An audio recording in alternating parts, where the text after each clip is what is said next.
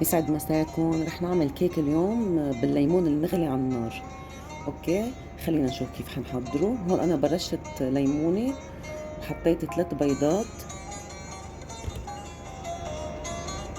نخفقهم كتير منيح، ورح احط كباية ونص سكر. بس نحط السكر نخفقهم تقريبا 5 دقايق مع بعضهم.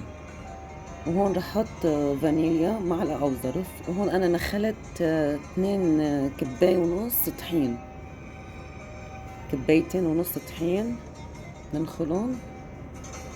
وهلا رح احط معلقة نشا كمان بننخلها، ورح احط بيكنج باودر كمان ظرف او معلقة كبيرة اذا ما عندكم ظروفة.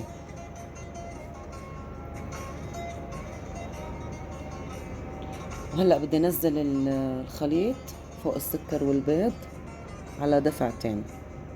نحط اول شي نص الكمية، بنخفقهم وبنرجع بنحط الباقي.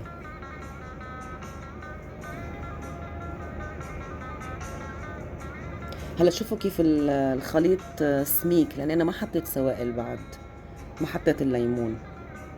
هلا الليمون بدنا نحط كباية ليمون وبدنا نغليها على النار.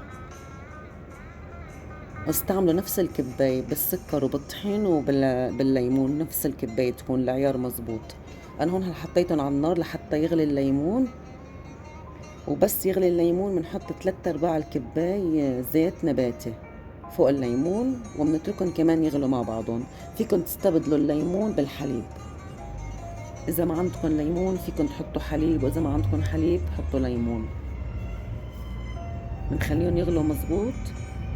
وهلا بدنا نحط الخليط وهو عم يغلي فوق الطحين والبيض وبنخفقهم.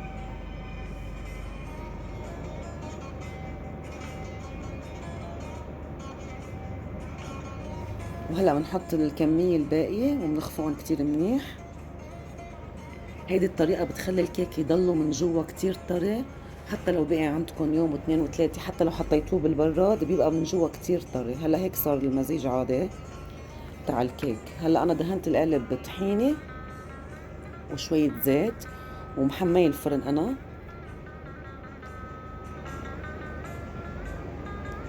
هلا بدي احطهم بالفرن 45 دقيقة تقريبا.